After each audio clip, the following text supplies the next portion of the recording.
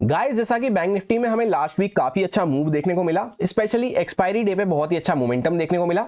अब यहाँ पे नेक्स्ट वीक के लिए किस तरह से कंप्लीट एनालिसिस बन रहा है, किन बातों का हमें ध्यान रखते हुए चलना है, उस बारे में डिस्कशन करने वाले हैं।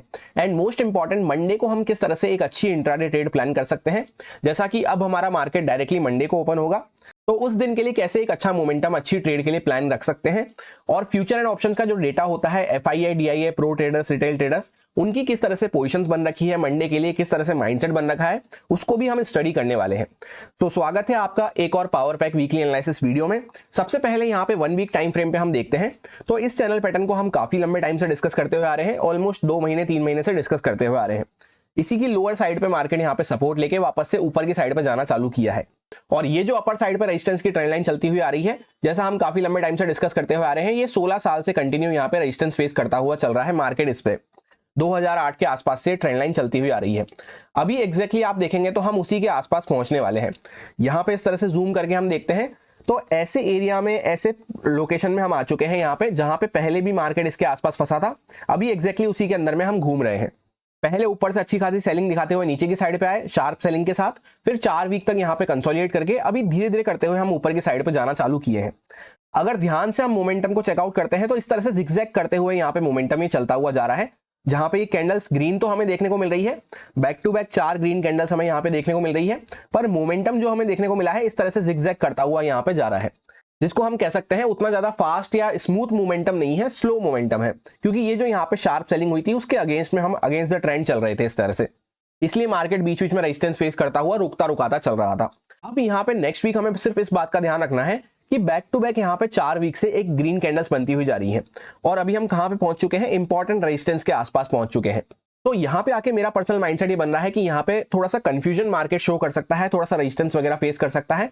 कुल मिला के यहाँ पे बायर सेलर्स की फाइट हमें देखने को मिल सकती है, क्योंकि नीचे से यहाँ पे बायर्स कोशिश करेंगे कि इसको जल्द से जल्द ब्रेकआउट कर दें ऊपर की साइड पे और नए फ्रेश ऑल टाइम हाई की तरफ बढ़ जाएं, और सेलर्स कोशिश करेंगे कि इस लेवल के आसपास से पहले हमें सेलिंग देखने को मिली थी, रेजिस्टेंस देखने को मिला था, तो यहाँ पे कुछ लोग यहाँ पे जो यहाँ से भी बाय करके बैठे हैं वो भी थोड़ा प्रॉफिट बुक करना पसंद करेंगे, और फ्रेश सेलर्स भी यहाँ पे इसके आसपास कोशिश करेंगे एक्टिव होने की। सो एक लाइन में कंक्लूजन ये हो जाता है कि इस लेवल के आसपास हमें ज्यादा अग्रेसिव होकर कुछ भी प्लान नहीं करना है।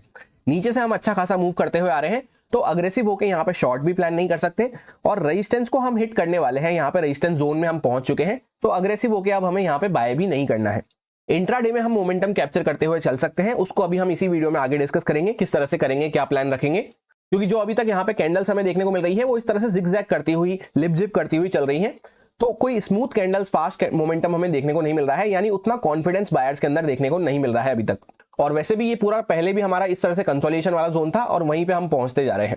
एग्जैक्टली जो हमारा ऑल टाइम हाई लगा हुआ है यहाँ पे वो 48,636 के आसपास लगा हुआ है, और ये जो बड़ी सी रेड कैंडल जहां से हमने शार्प सेलिंग दिखाना चालू किया था, इसका हाई ऑलमोस्ट यहाँ पे 48,333 के आसपास हमें देखने को मिल रहा है। तो ये पूरा हमारा एक इंपॉर्टेंट रेजिस्टेंस का जोन हो जाता है इस लेवल के आसपास। और वैसे भी अगर हम टेक्निकली देखते हैं तो यहां से अच्छा खासा मोमेंटम करते हुए आ रहे हैं 4 back to back green candles के साथ, तो थोड़ा सा यहां पे मार्केट रुक जाता है, फ्रेश सेलर्स वगैरह भी यहां पे एक्टिव हो जाते हैं इस जोन के आसपास। फिर अगर यहां पे ब्रेकआउट करता है तो वो हमारे लिए एक सस्टेनेबल अच्छा ब्रेकआउट हो सकता है। इंपॉर्टेंट रेजिस्टेंस का जोन हमने ये डिस्कस कर लिया है पूरा क्या निकल के आ रहा है, और डाउन साइड पे इंपॉर्टेंट मेजर लेवल हमारा सपोर्ट की तरह से जो एक्ट करेगा वो रहने वाला है 46,000 के आसपास से लेकर 45,888 के आसपास। ये पूरा हमारा एक इंपॉर्टेंट सपोर्ट का जोन रहेगा। इसके नीचे जब मार्केट जाना चालू करेगा तब यहाँ पे वीकनेस का साइन हमें मिलना चालू होगा, और अभी फिलहाल यहाँ पे हम कंफ्यूजन के लिए थोड़ा सा जिगजैग मोमेंटम के लिए प्लान करते हुए चल सकते हैं। इन लेवल्स को वैसे हमने पहले भी डिस्कस किया था, अगर हम टेक्निकली भी नहीं देखते हैं और यहाँ से लोअर साइड से लेकर पूरा हायर साइड तक इस तरह से यहाँ पे लगाते हैं, तो भी एग्जैक्टली आप देखेंगे जो यहाँ पे 0.618 का गोल्डन जोन निकल के आता है वो भी इसी लेवल के आसपास हमें देखने को मिल रहा है, ऑलमोस्ट 45,800 के आसपास।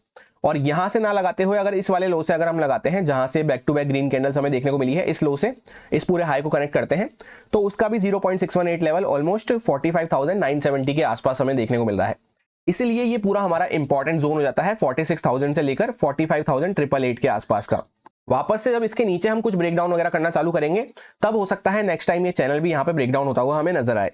अब डेली टाइम फ्रेम पे हम आ चुके हैं, यहाँ पे कुछ इंपॉर्टेंट पॉइंट्स हमारे सामने निकल के आ रहे हैं, जहां से ये हमने बड़ा सा गैप डाउन ओपन हुए थे इस तरह से। लास्ट ये जो कैंडल लगाई थी इसका हाई ऑलमोस्ट हमें क्या देखने को मिल रहा है, 48,300 के आसपास देखने को मिल रहा है। उसके बाद हम डायरेक्टली यहाँ पे गैप डाउन ओपन हुए थे, ये गैप मार्केट ने एग्जैक्टली यहाँ पे फिल कर दिया है। उसी के बाद हम यहाँ पे थोड़ा सा रेजिस्टेंस लेके खड़े हुए हैं, यानी कि जो लास्ट थर्सडे को हमारा सेशन था यहाँ पे, उसमें हम रेजिस्टेंस फेस करके इसी के आसपास खड़े हुए थे।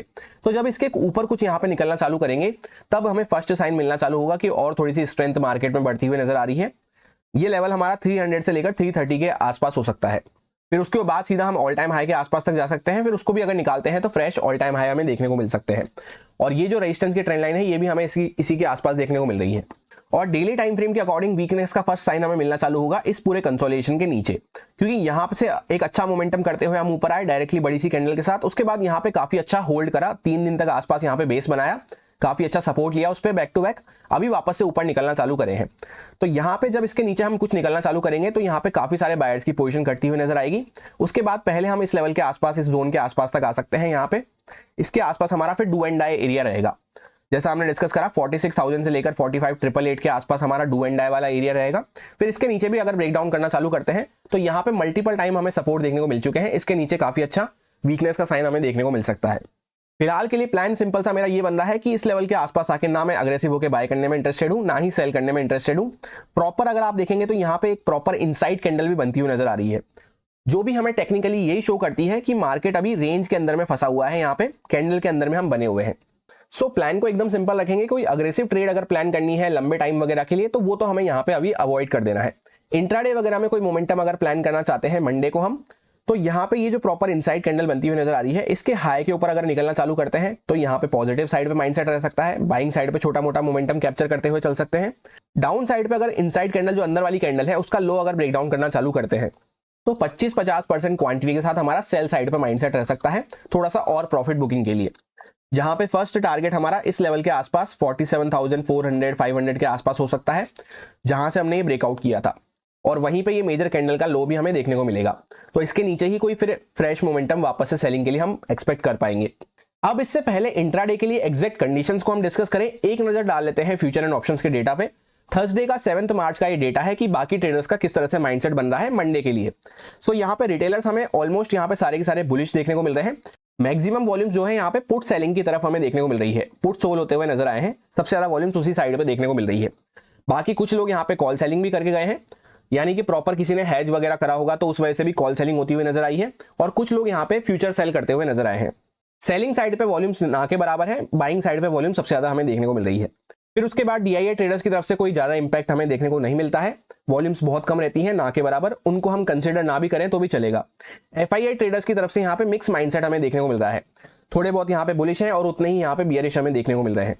और प्रो ट्रेडर्स यहाँ पे मोस्टली बियरिश हमें देखने को मिल रहे हैं, जहां पे उनकी तरफ से कॉल सेलिंग होती हुई नजर आई है अच्छी खासी, और थोड़ी सी पुट बाइंग भी होती हुई नजर आई है अच्छी खासी।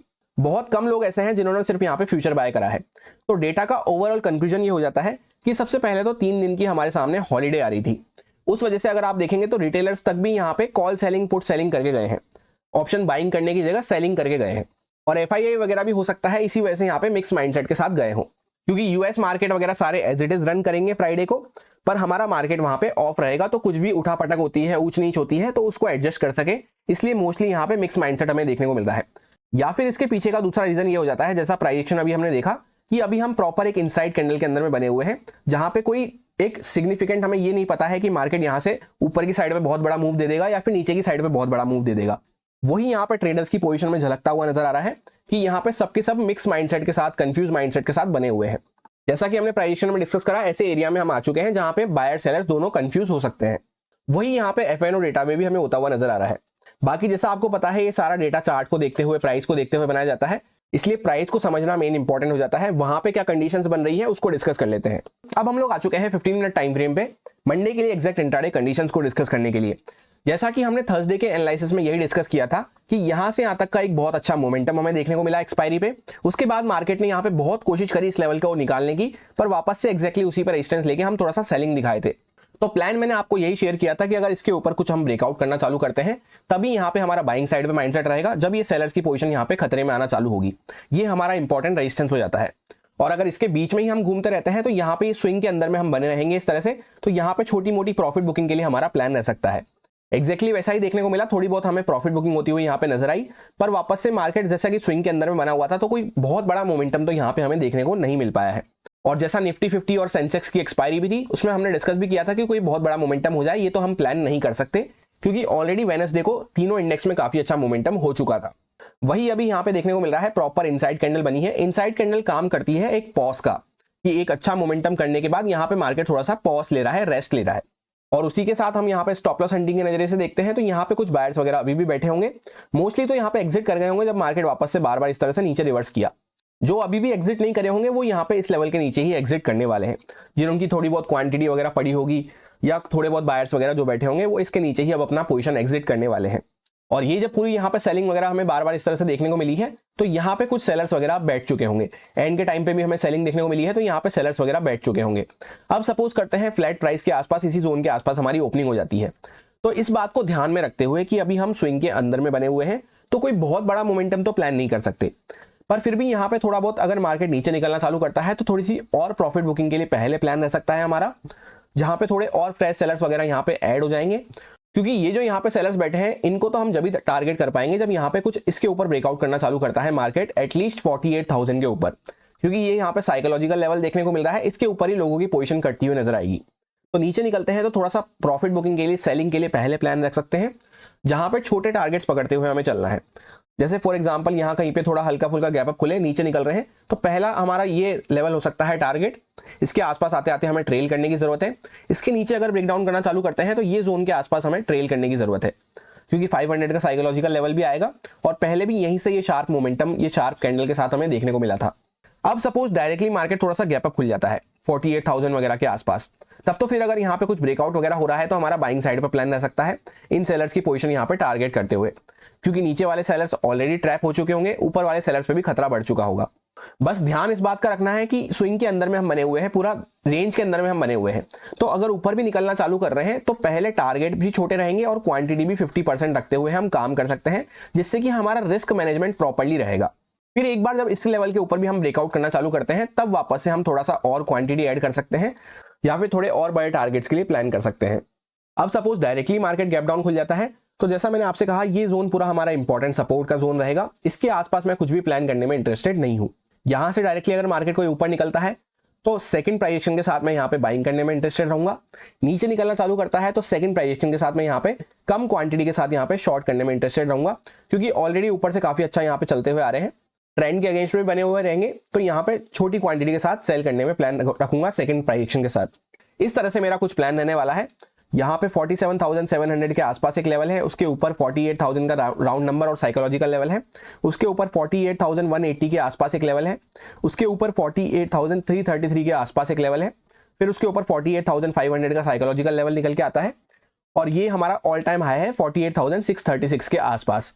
डाउन साइड पे 47,500 के आसपास पूरा हमारा ये सपोर्ट का जोन हो सकता है, क्योंकि मार्केट पहले भी यहाँ पे कंसोलिडेट करा, हल्का सा नीचे गया और यहीं से शार्प मोमेंटम हमें देखने को मिला है, तो ये पूरा हमारा सपोर्ट का जोन रहेगा। उसके भी अगर नीचे निकलना चालू करते हैं तो फिर नेक्स्ट सपोर्ट हमारा डायरेक्टली इसी लेवल के आसपास हमें देखने को मिलने वाला है 200 से लेकर 192 के आसपास, जहां पे ये पहले स्ट्रॉन्ग बेस हमने बनाया था। एक लाइन में मंडे के लिए पूरा कंक्लूजन ये है कि अभी हम स्विंग के अंदर में बने हुए हैं, ऊपर ब्रेकआउट करते हैं चाहे नीचे निकलना चालू करते हैं, पहले कम क्वांटिटी और छोटे टारगेट के साथ प्लान कर सकते हैं। फिर यहाँ पे मेजर कैंडल के बाहर जब निकलना कुछ चालू करेंगे तब वहां पे थोड़ा सा हम क्वांटिटी वगैरह ऐड कर सकते हैं या फिर थोड़ा और फर्दर आगे मोमेंटम प्लान कर सकते हैं। इसके बीच में ही बने रहेंगे तो यहाँ पे छोटे टारगेट्स और ट्रेल करते हुए अच्छे से प्लान करने की जरूरत है। अगर आप लोग निफ्टी 50 को ट्रेड करते हैं तो उसका एनालिसिस ऑलरेडी कल अपलोड कर दिया गया था। मिड कैप निफ्टी एक्सपायरी होने वाली है मंडे को, उसका एनालिसिस कल अपलोड कर दिया जाएगा। यही मेरा सिंपल सा एनालिसिस बन रहा था बैंक निफ्टी के लिए, जो आपके साथ प्योरली एजुकेशन एक्सपीरियंस पर्पस से शेयर किया गया है, सारे लॉजिक्स एंड रीजंस को एक्सप्लेन करते हुए। अब अगर आपको अच्छा लगा हो, समझ में आया हो, तो आप इसको यूज में ले सकते हैं अपने रिस्क पे, अपने प्रॉपर रिस्क मैनेजमेंट को फॉलो करते हुए, अच्छे से स्टॉप लॉसेस वगैरह को फॉलो करते हुए। Happy Monday, thank you.